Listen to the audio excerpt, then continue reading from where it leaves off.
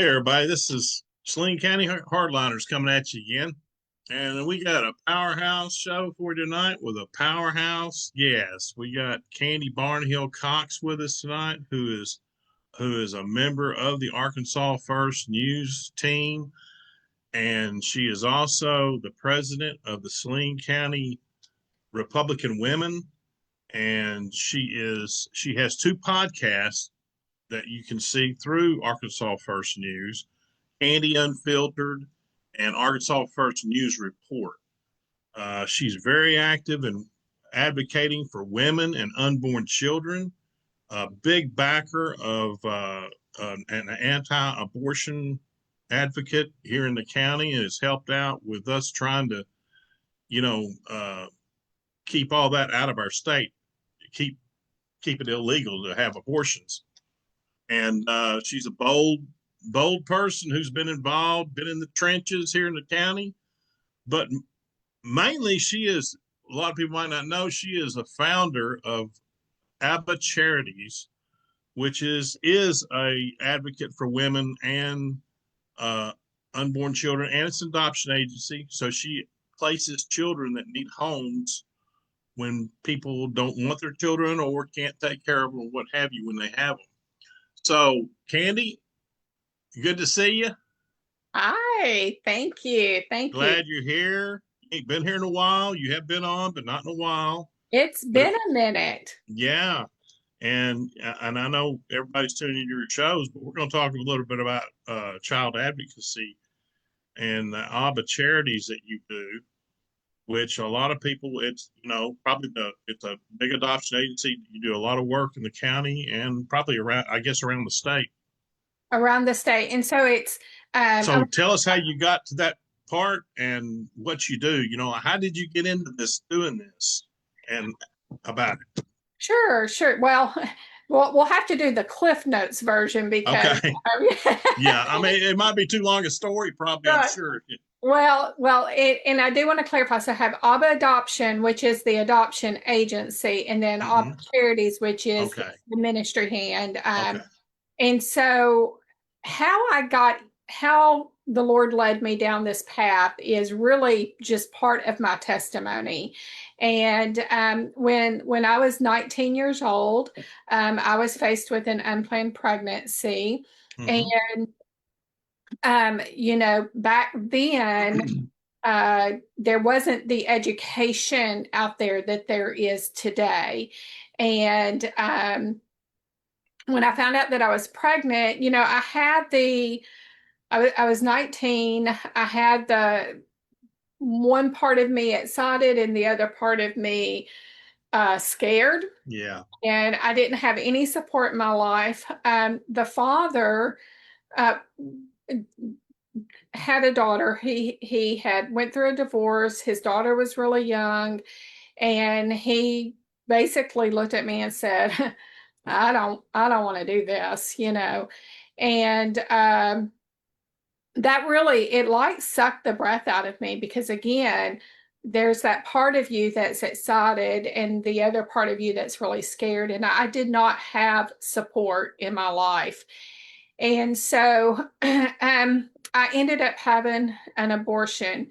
And in that process, when I went to the abortion clinic in Memphis, when I was there. Because it wasn't legal in Arkansas anywhere, right? Well, it was. Abortion was legal at this time. And I'm originally from Memphis, so that's why I was. Oh, that's right. I'm sorry. Yeah. Forgive my interruption. Yeah, no. I'm originally from Memphis. And so when I went and, going to an abortion clinic is a really weird thing, because it's not like going into a doctor's office. People think that that it's like going into a doctor's office. Well, everything's very secretive, even back then. And you're led from one room to another behind all these locked doors. And back then, of course, you didn't have your cell phones and, things like that, because we didn't have those back then. But, everything is very secretive. And when you go in, and the first thing that you have to do is pay your money. They want to make sure that you have your money. They confirm your pregnancy, and then they're going to take your money. And then you go into what they call counseling, which isn't counseling at all. It's just what they say that it is.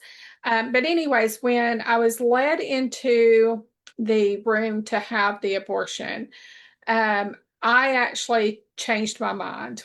And when they have the gas on you, they're, trying to get you to relax. I changed my mind. Long story short, I was fighting to get up. They were telling me that it was too late, which it wasn't, but I was very young and naive then. And again, I was by myself. It ended up, they had 3 of the abortion workers come and basically hold me down while the abortion was performed.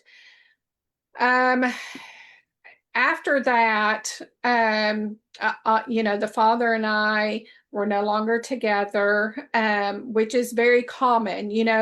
These girls would go get an abortion thinking that that's going to save their relationship with the father, and that's not what happens, No, because he doesn't care. He wouldn't have you do it. Right. And anyways, that's when there is this true thing called post-abortion syndrome. And I definitely went through some really bad times with regret and anxiety. My life kind of spiraled out of control. Guilt. You have guilt too, probably. Oh, yeah, absolutely. Absolutely. But several years later, I gave my life to the Lord. Now, within that time, and I'm talking about a 5-year period of time, within that time, the father of the baby had went to church, and he started on his journey with the Lord and wanted to apologize to me. Well, that man today is my husband. And so when we got married, we were adamant that we were going to be a voice for life. And so it wasn't long after we got married that I started with another friend of mine, a post-abortion ministry in West Memphis. And as that grew, we moved the ministry to Wynne, Arkansas, and it became we went in with a lady who had a counseling clinic, and we became one of the very first pregnancy resources in the state of Arkansas. And during that time, with my job, not long after that, I got transferred to Little Rock to become the general sales manager with Xerox Metro Center. And the calling of life was so heavy on my heart from the Lord that I really felt like I needed to be doing that ministry full time.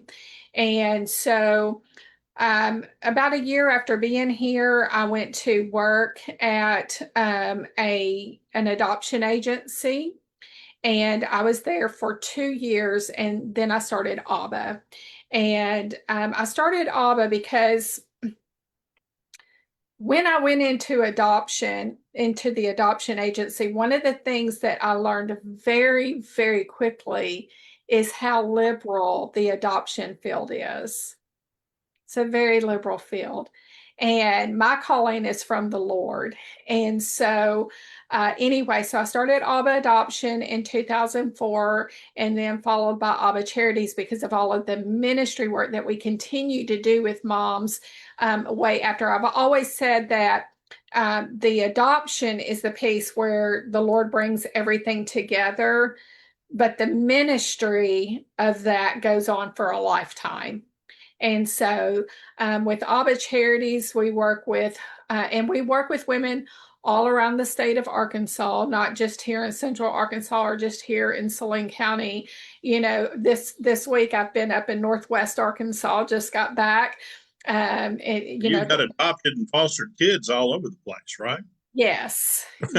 I mean, you yourself have adopted and fostered children, not just helped other people, but you've contributed yourself. I know that you have several that are pretty much grown, but that you have raised and yes, we have come out to be fine people, you know. Thank you. Thank you. Yeah, my husband and I, we have 4 children through adoption. We've been so blessed with those. And then, you know, countless little ones throughout the years that we have fostered and taken care of until the time of placement. So, yeah. And then with ABBA Charities, you know, we work with women all over the state. If they're, you know, they're in a, you know, oftentimes they don't know what they're going to do. I call it couch surfing. Like, I don't have a place to live. I don't know where I'm going to get my next meal. Oh, and I'm pregnant and I don't know what I'm going to do. And so that's where we really start building. You have some suffer from addiction too, don't you?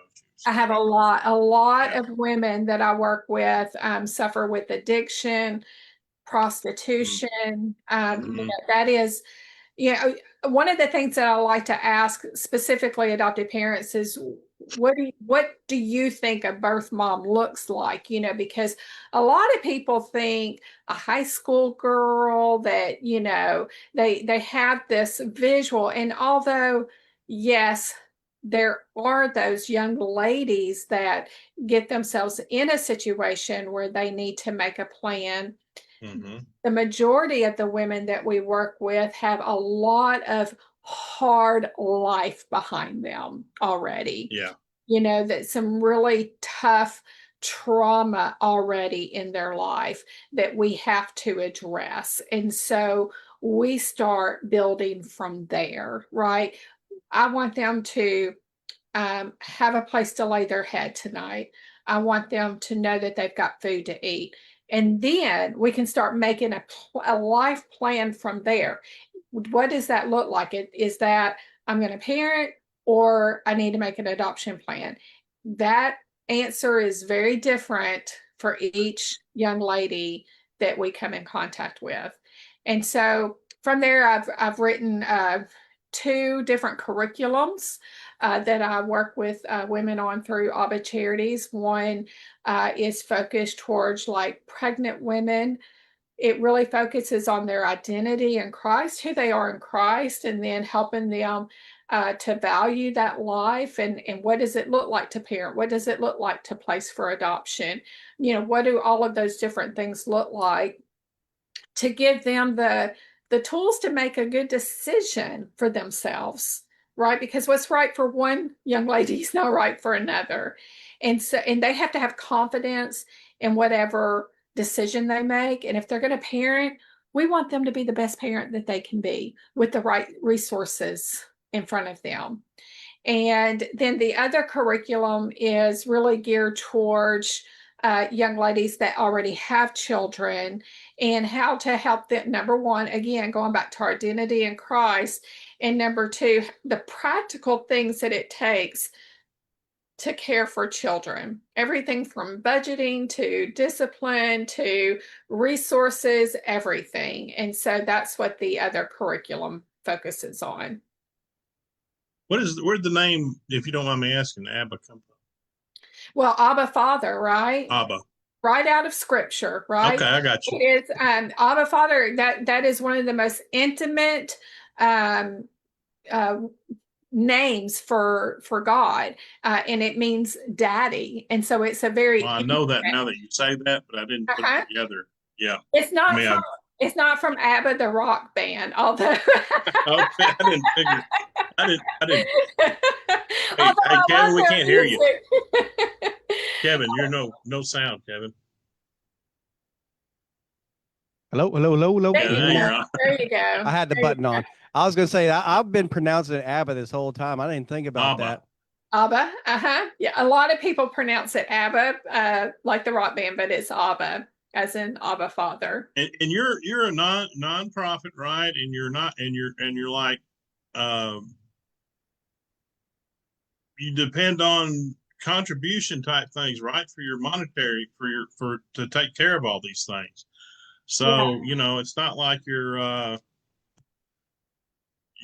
more helping people making a bundle of money. So, I mean, it's not like you're doing it for the money. Yeah. So, So ABBA Charities, I mean, we only exist through contributions from, hmm everyday people who want to support us.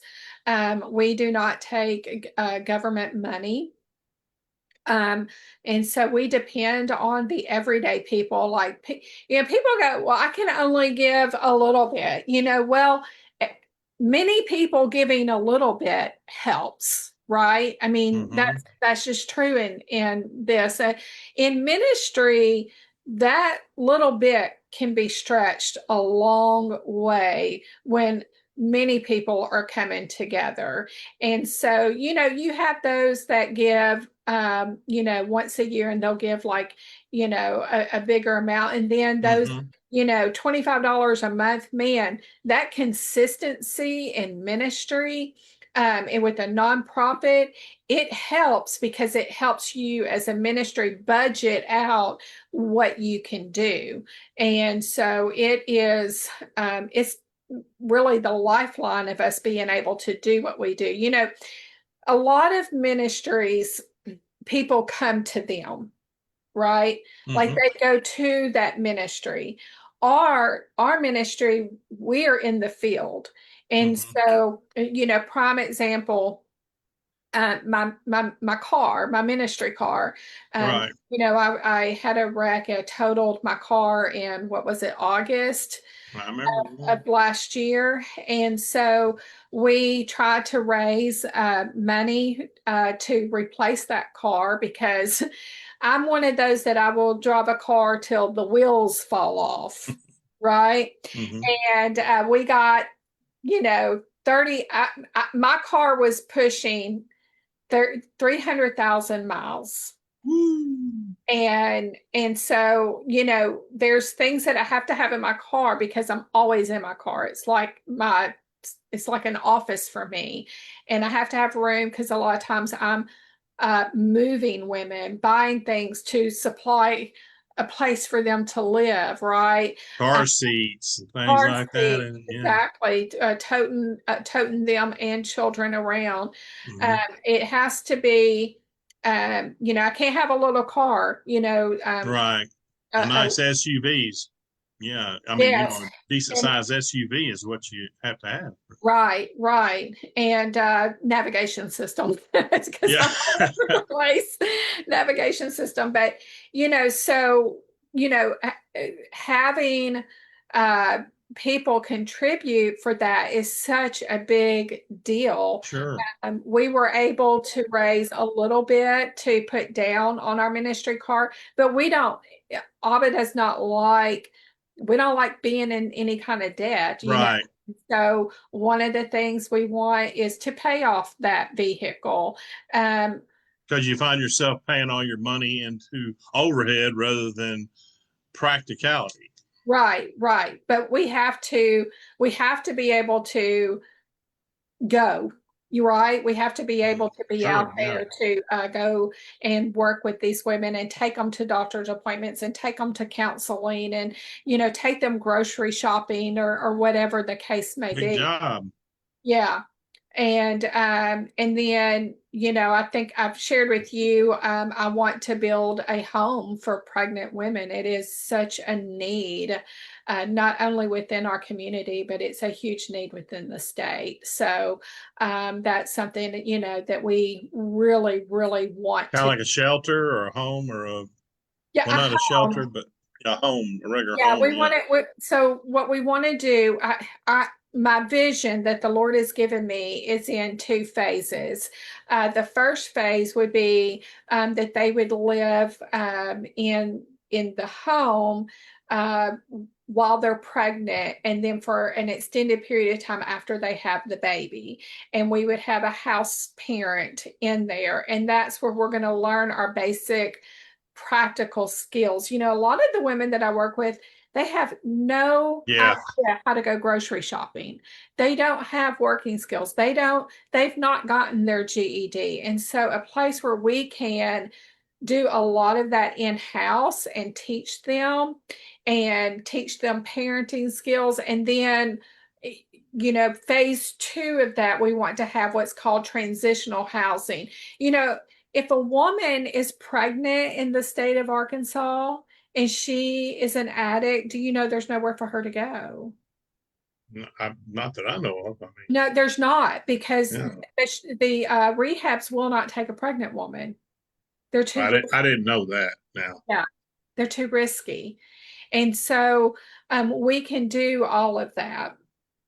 That is our goal. And then the transitional housing would give them the ability as they graduate one program to go into the other program, where they now start putting those things that they've learned to, you know, they start living that, right? And they start being able to do that a little bit on their own, but still with support and everything from the staff and from us.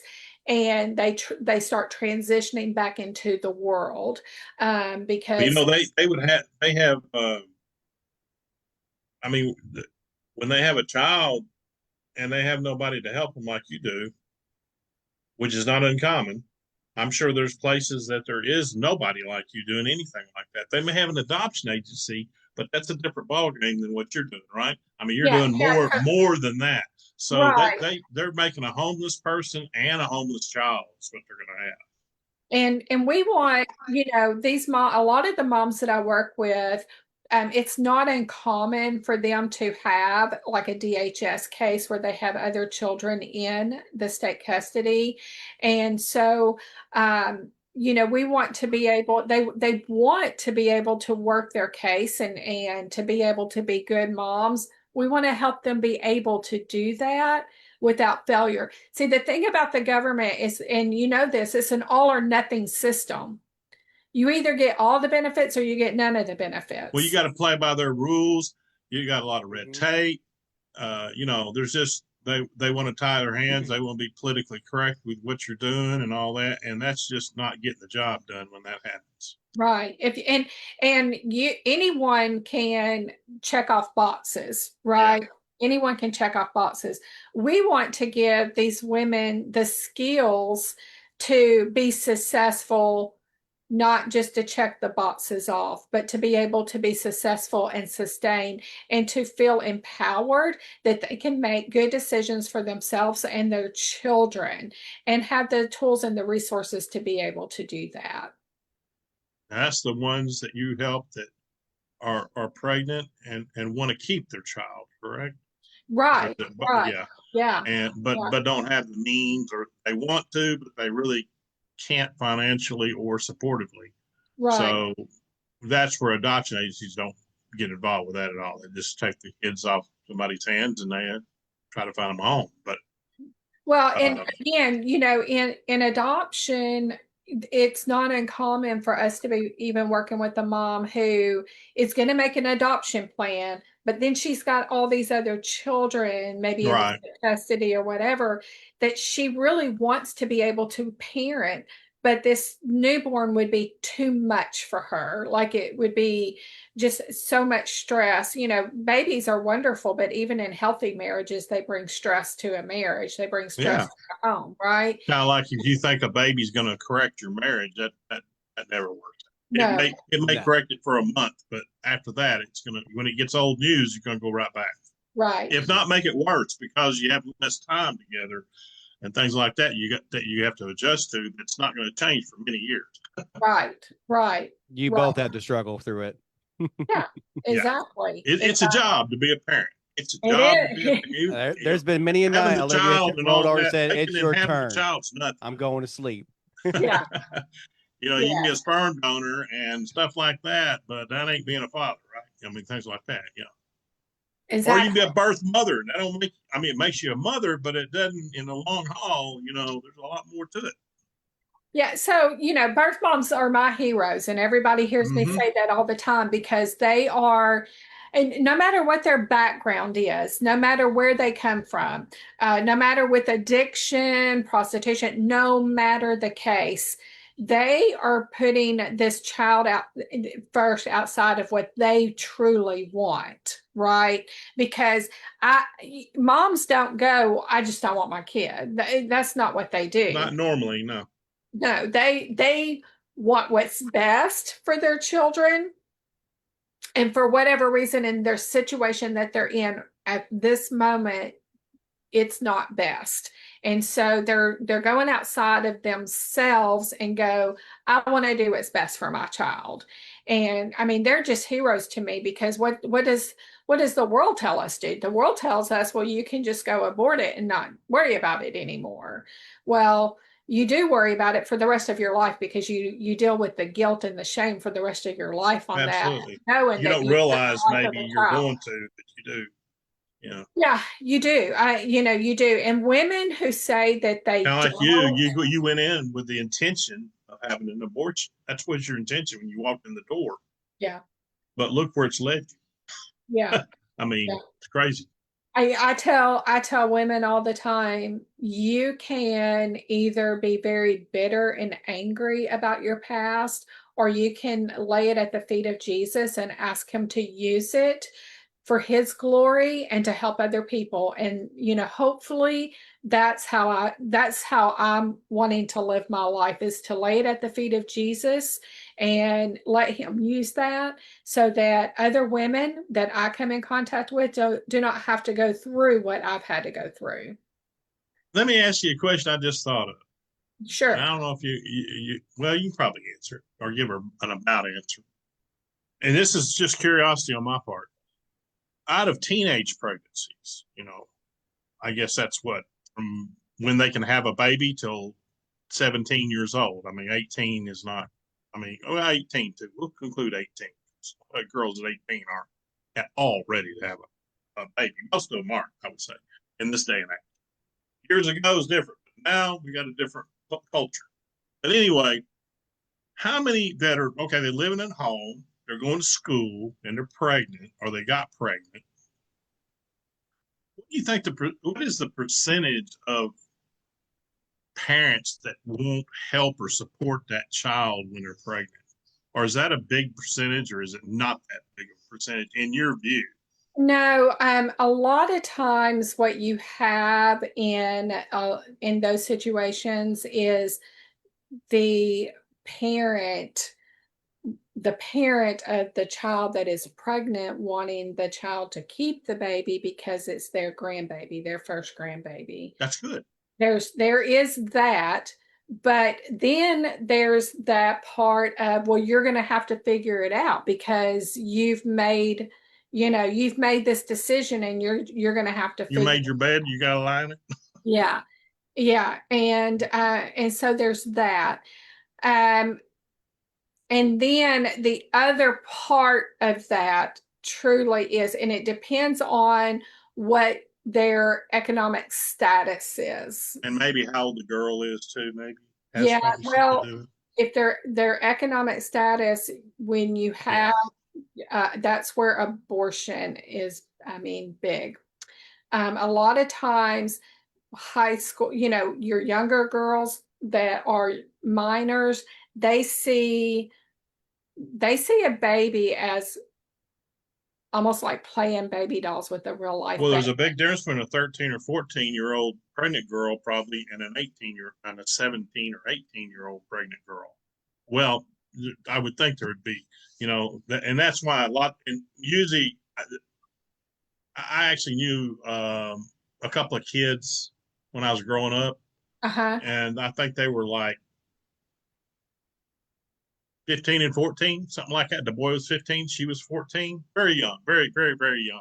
Right. And came from a middle class family. I mean, that really doesn't matter about getting pregnant, what class you're in, right. As far as culture or financial. But they had the baby and they got married, actually, not then, but later, and they stayed married. But now, unfortunately, I think when the girl got killed or something in a car wreck when she was grown, because this kid would be, I'm talking back in the 70s. So, Right. but anyway, but their parents both supported them. They probably had a surprisingly better experience than sometimes when that happens.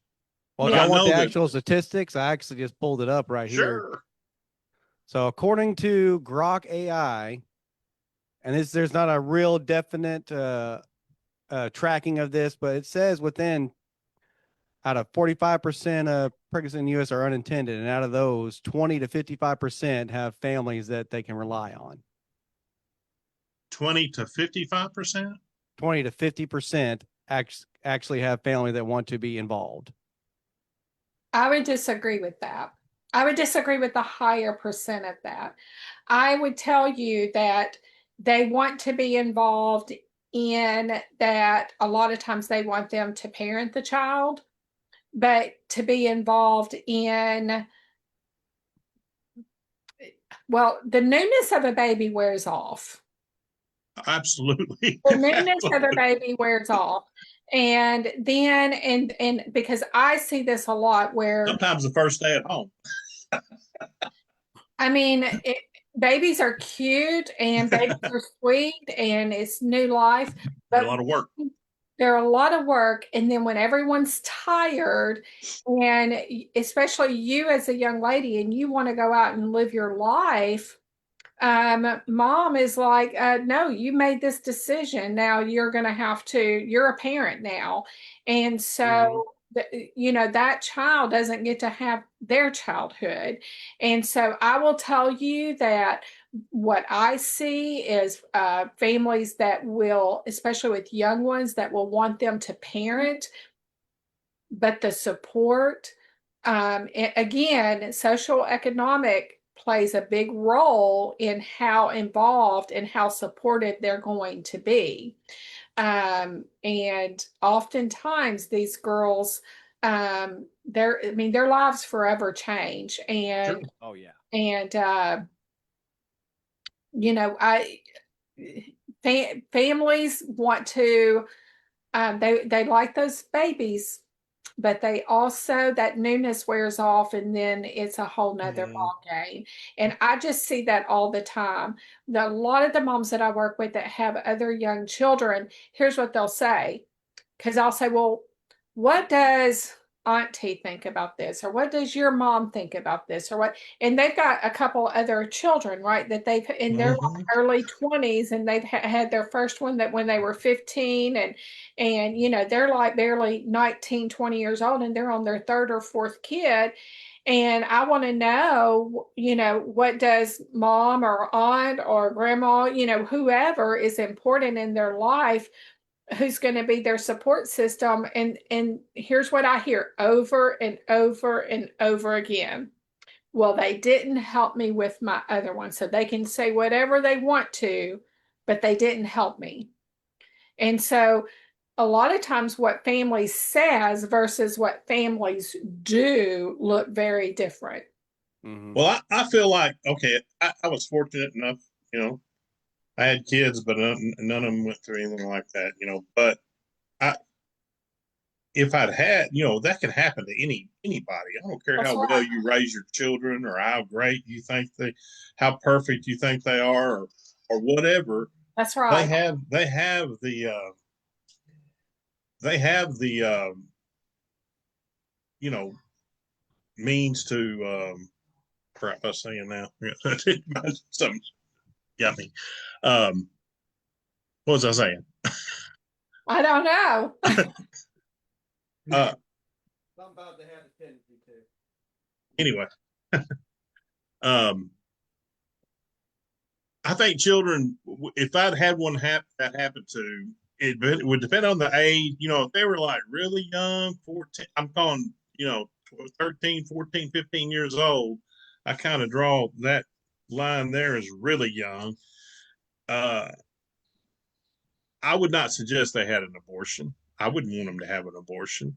but I would also probably come to the realization that I'm probably going to raise this child, you know, not play some kind of mind, you know, but I would, if they're living in the house, it's their child and they keeping their child, they do need to take care of their child, you know, as far, because I see lots of times, you'll see lots of times with teenage pregnancies, I think you'll see where they'll have the baby at home with the parents and the grandparents, you know, and the grandmother's doing all the taking care of.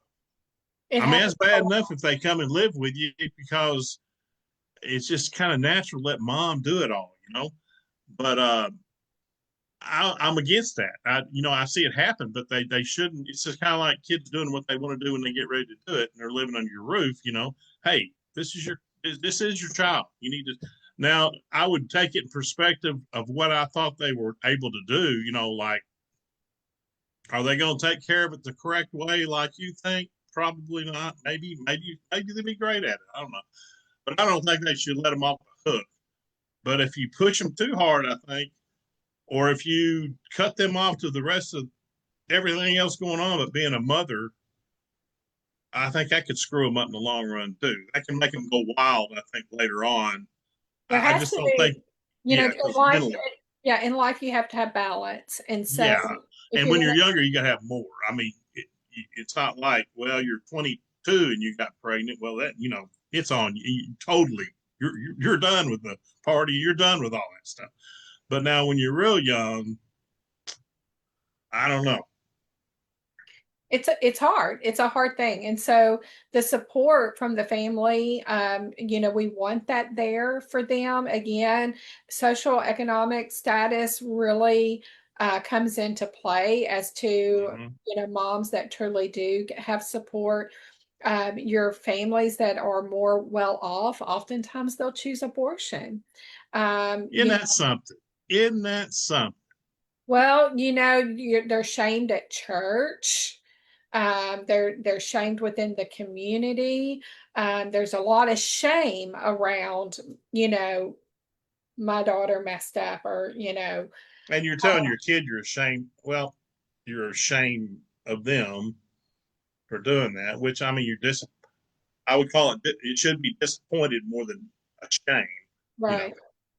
sure And, you're and disappointed because it is going to change your life. churches are doing better. I remember, years ago, with young girls that would get pregnant, and the church did not want to do anything to help that mom. No baby shower, no nothing. I mean, just shame the mom. And you still have churches today that they will not do anything to support that mom. Well, you can't unscramble eggs, right? Mm-hmm. And the Bible tells us children are a blessing from the Lord. It didn't say that the sin was a blessing, it said that the child is a blessing from the Mm-hmm. Lord. And so um, when we shame her, we are not being Christ-like. And so some churches are coming around, and they've got ministries now in churches that to help moms that are pregnant, single moms that are pregnant, but we still have a long way to go. Well, it's a long time ago.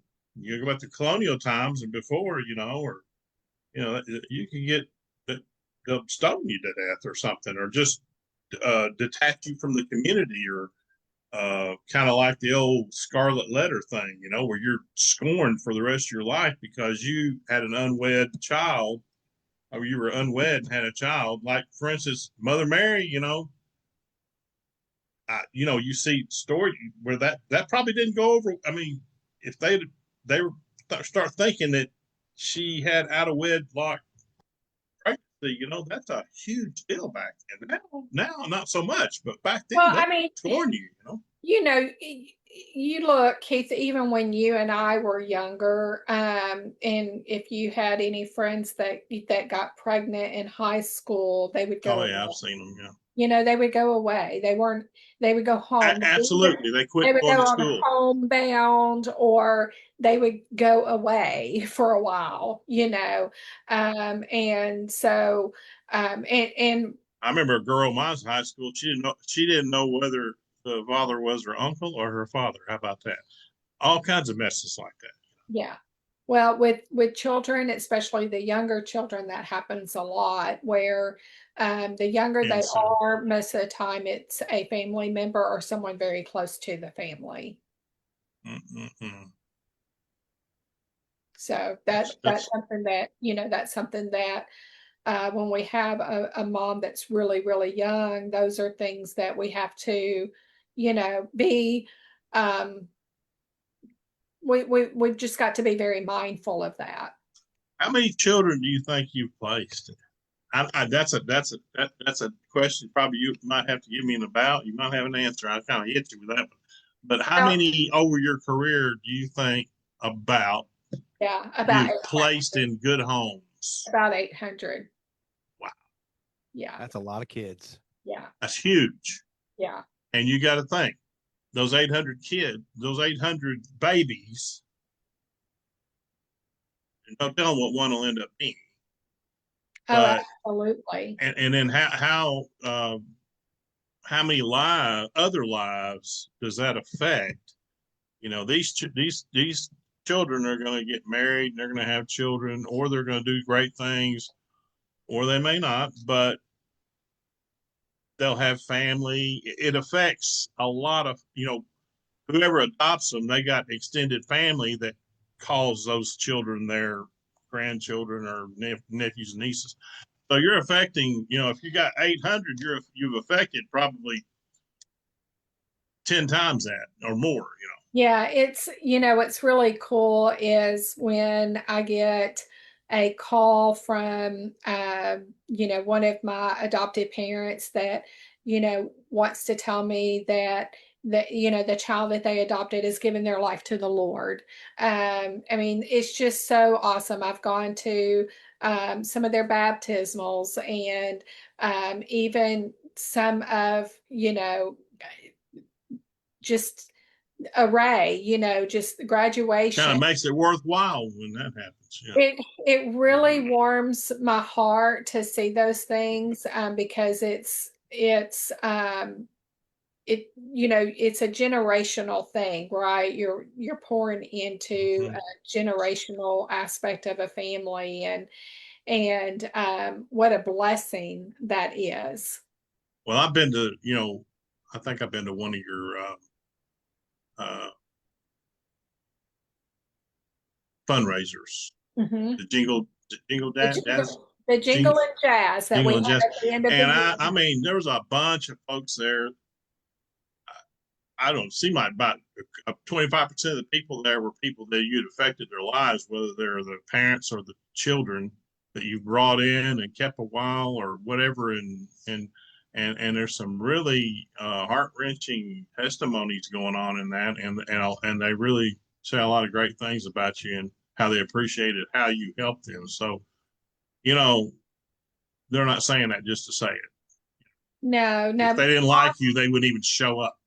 Yeah, both moms do not come forward to share their story if they don't feel like you have honored them. And that's why I always try to make sure that the women that I work with, that they feel honored, because number one, they are image bearers of Christ, and I want them to know that I truly, truly care about them.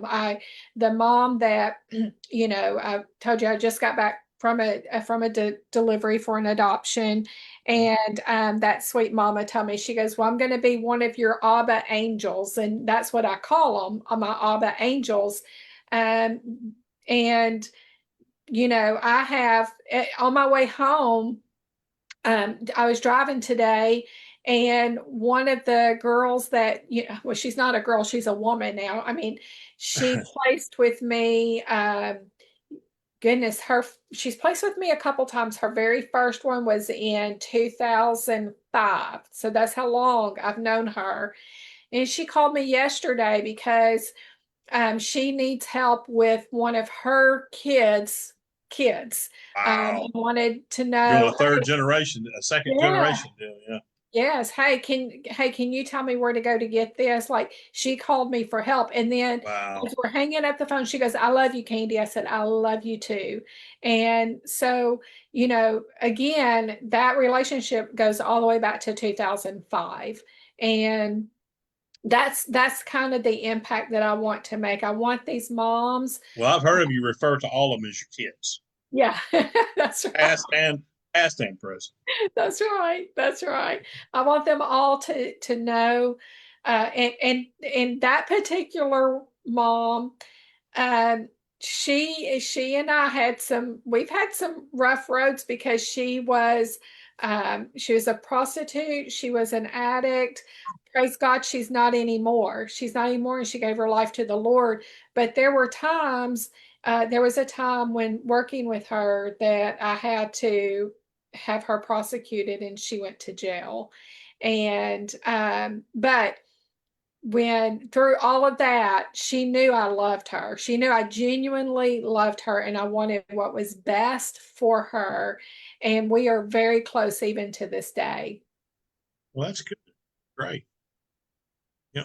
Um, Tell us about you're doing God's work, no doubt about it.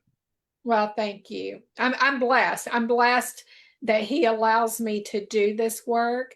And any of your listeners, our listeners with Arkansas First, or your listeners with Saline Hardliners, if they want to know how to partner with me, I would love for them to reach out to me or go to ABBACharitiesInc.com and support us through there. Yeah, because that she needs support. She needs, Yeah. like you said, it's not a business where you're generating income.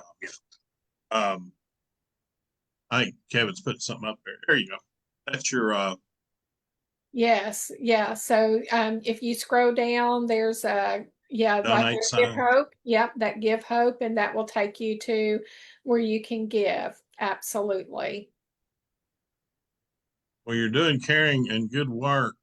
And tell us, tell everybody, you got a couple of fundraisers you have, don't you? I mean, Yes, yes. you'd So like to plug your fundraiser because you get something out of it. Like the one I went to, you get grub with it. And yeah, you yeah. get a good dinner with it and stuff. Oh yeah. And Oh yeah. so it's not like you just give it. Some of those you're just giving money to. I mean, you're getting more out of it. More Well, out of it than you think. well, the Jingle and Jazz is one of my very favorite things every year, right? Mm-hmm. It So the Jingle and Jazz, the whole concept behind that is that we always have a jazz band. Yep. Many people. Good food. Good food. Yes, good food. Good food. Charcuterie boards for the tables. Yeah. Good food, and we have jazz music, and it's kind of like a cocktail style. And we have silent auction items. Photographs. You do Yes. photography. Yep. That's And right. that's well, I'm planning on going this year. Yeah, December the 9th. December the 9th. There we go. Yeah. Is that the one coming up this year? Is the yep. 9th?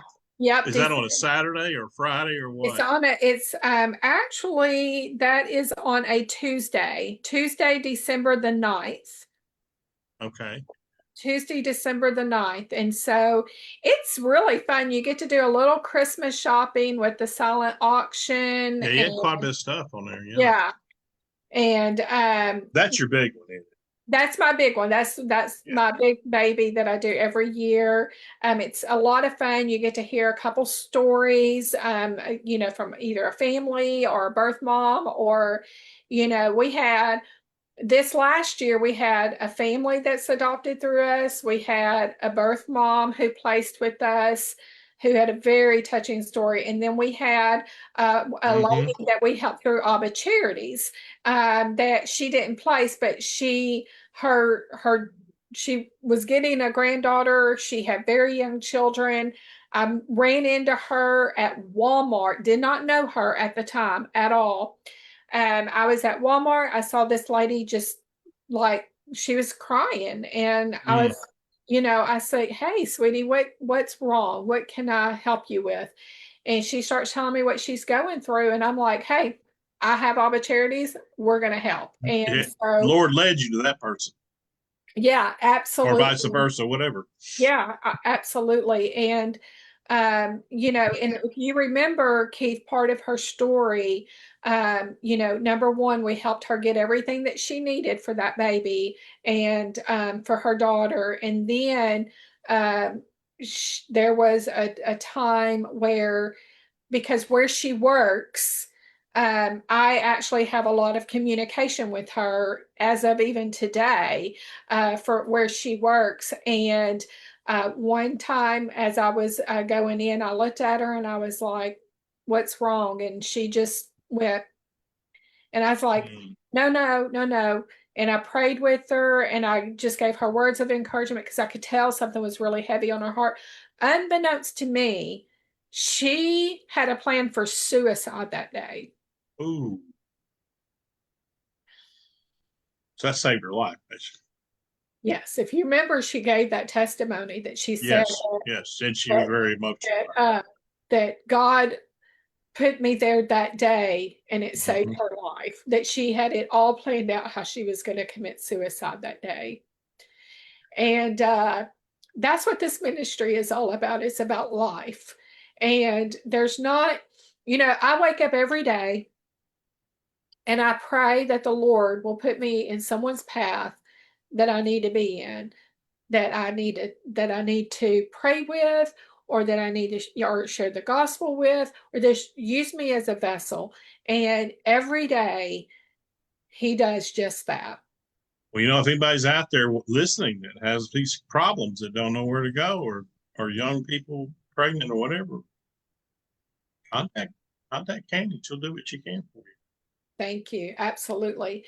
So the Jingle and Jazz, it's a fun event every year. It's very high energy, a lot of fun. Like I said, Oh yeah. James Pianotto is usually there. He kind of leads. Everybody in Saline County just about knows who James Pianotto is, and he is amazing, amazing. And he usually puts together a jazz quartet for our event Yeah. every year, and just love him and love the fact that he partners with us every year for that event.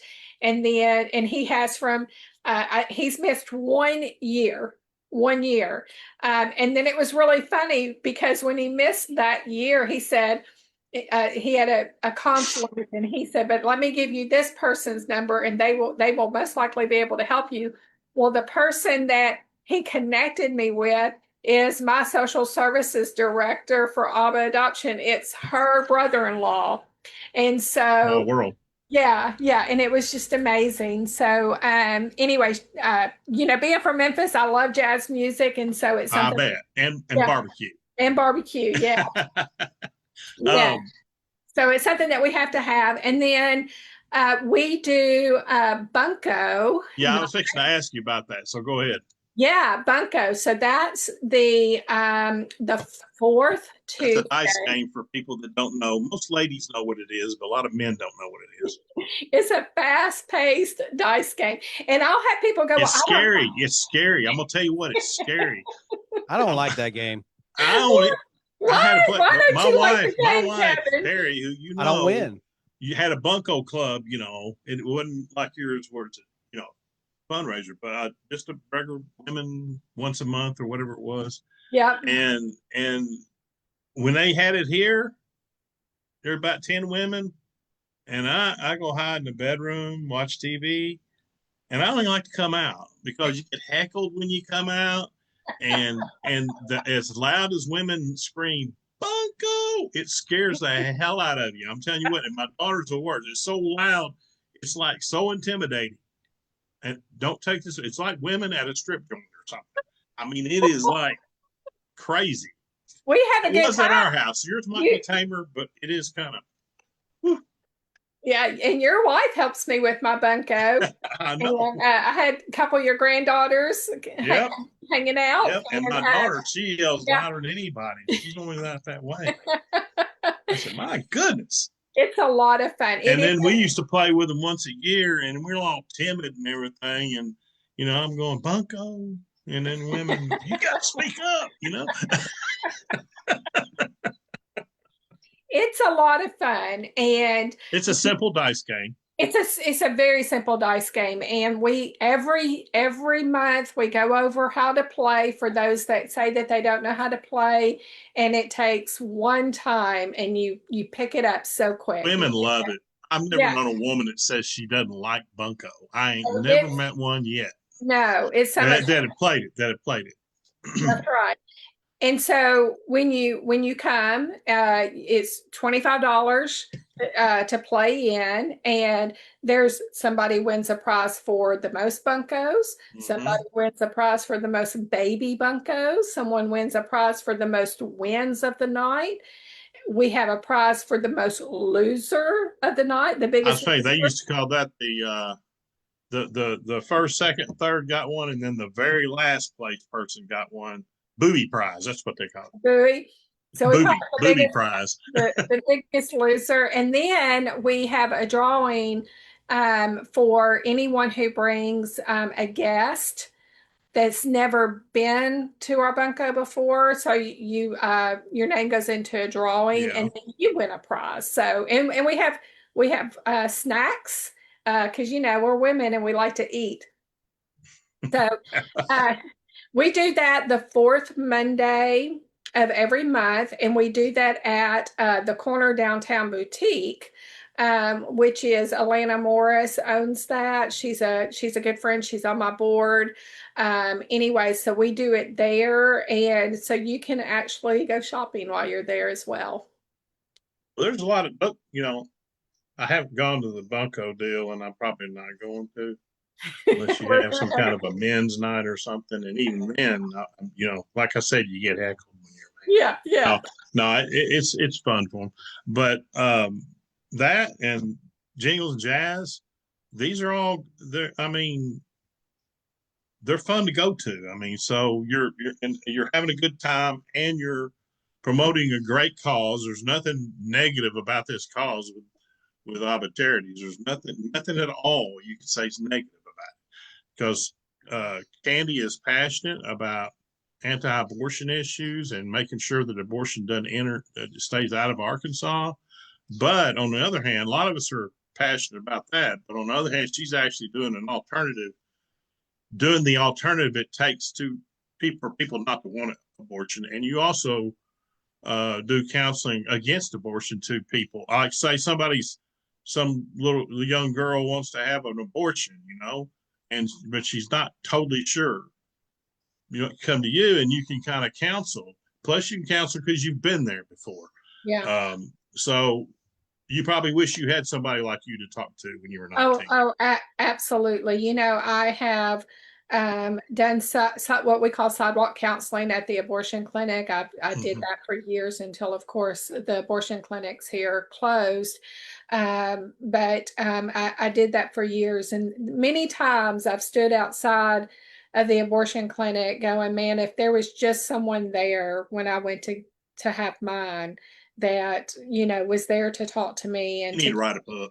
And well, I have a book. You need to write a book. Yeah, you really do. You got an interesting life. Yeah. So so I've always wished that, but again, I'm here to help women not make the same mistakes, right? Isn't that what we want to do with our children? We want to help them not make the same mistakes that we did, because we know the harsh consequences that came after that. And so that's what I want to do for women. I want to help them. And, that living with that regret and that, with that grief, it's a lifetime. It doesn't ever go away. Sure, you still have to this day. Yeah, right. Yes. Right. You're always reminded. Just learn to live with it. That's what you have to do. Oh yeah, yeah, absolutely. But there's always that regret, and it's not just that you ended the life of a child. it affects me. Of course, it affects my husband. Of course, that was a decision that, before, when we were young and dumb, right? But it Mhm. also affects my other children because they all know that there's Yeah. a sibling that they miss out on because of Mhm. because really of the selfish decisions that we made. And if you think Right? about that stuff too much or too often, it could drive you crazy. Yeah, I absolutely. mean, because you can what if all day? What if they had done this or been this? Right, That's like putting the knife in the wound. right. Um, but you know, I just want to. We're going to have to go. We're about out of time, but everybody get out and support ABBA Charities for the counseling work she does, plus the adoption agency, because there's nothing that's a thing that's needs to be done, and she needs all the help she can get. Like I said, it's not a profit making situation. So everybody, give your contact stuff again, Kandi. Absolutely. So you can follow ABBA Charities. You can follow us on Facebook and Instagram, and we always put out our monthly bunko. We always put out an event page for that, for the monthly bunko. We always have an event page that we put out for that. And so follow us on Facebook and Instagram, and our website is abbacharitiesInc.com. And you can go there and give. We would love for you to be a part of our events that we have, and we'd love for you to partner with us. As a matter of fact, if you partner with us at $25 a month, if you become a monthly supporter, you get an original t-shirt that no one else can get. I actually put out a design t-shirt every year. But this is one that no one can buy it. It's only for our monthly contributors. That's something that we just started. Also, if you want to be a major donor, we need that because again, we want to build a home for pregnant women. I'm really sick of seeing pregnant women on the streets. There's no reason for pregnant women to be on the streets. And then you can actually if you find yourself where you need to make an adoption plan, you can you can follow us, ABBA Adoption, Facebook and Instagram. We have ABBA Adoption website, which is abbaadoption.com. And then if you want to see kind of like my podcast and my writings, you can subscribe to my Substack. And if you become a contributor, like you can subscribe to my Substack for free. But if you wanted to contribute to my Substack, all of that goes into ABBA Charities. So anything, if someone wants to, if they want to contribute to my Substack, that all goes to ABBA Charities. And And that's that Substack is Kandi Unfiltered. Yeah, Kandi Unfiltered. Speaking of which, I wanted First. to go ahead and do all that. Let me switch over quick while you go over Oh, that. okay. News Report and Arkansas First News Report. Those are two podcasts she does that are they're on the conservative side, I'd say. Yeah, Which they is are. what we like. That's right. But They are on the they're conservative great shows. side. She has a lot of great guests, and stuff. And can you describe Kandi Unfiltered for us real quick?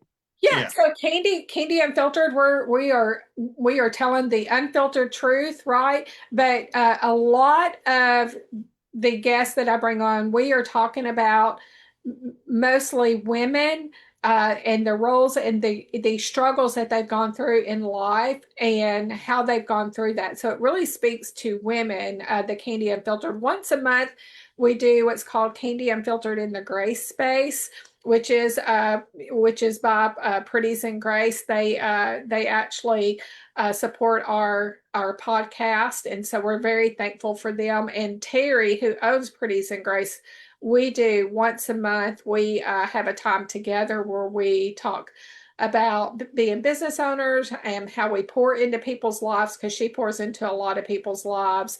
And then we give some fun decor ideas just from there. So that person right there that you're showing, Kevin, so that's Alana. Morris. She's on my board, and she is the one who has the Corner Downtown Boutique, which is where we host the the bunko.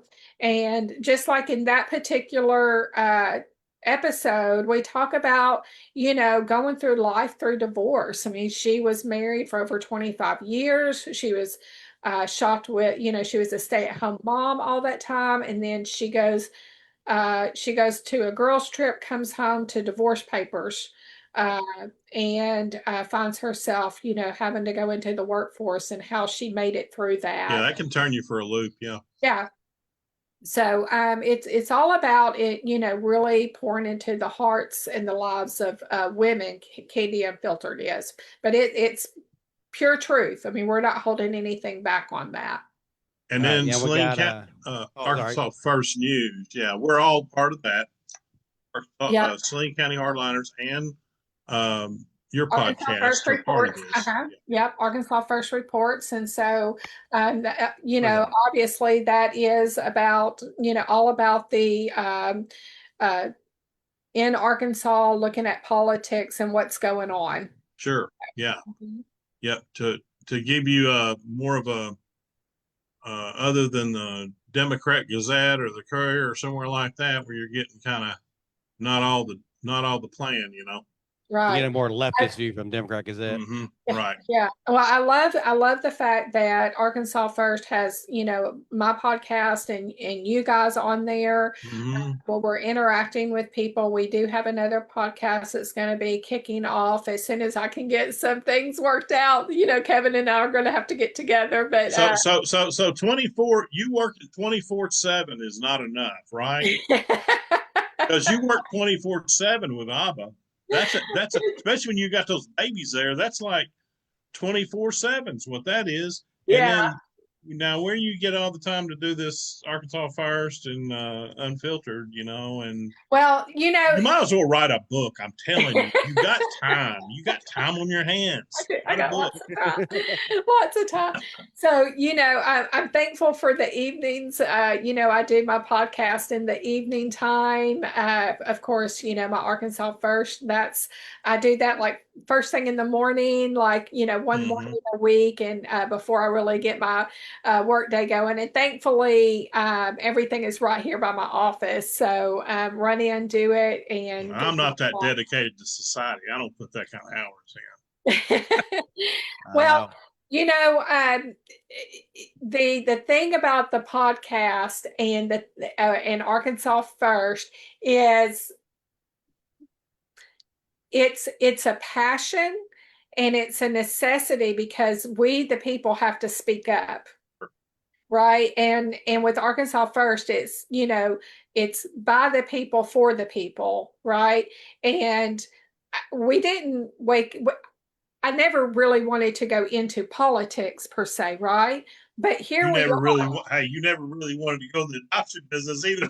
Right. But here we are because of what life lays before us. And if we're not the ones speaking up and telling the stories and bringing the news, then what do you get? You do get the Arkansas Democrat Gazette, right? You do get the very left-leaning media. And so I'm very thankful for what we have started building through Arkansas First. And I'm thankful for both your podcast, because you guys bring on some really great guests. You do Saline Hardliners, such a wonderful job.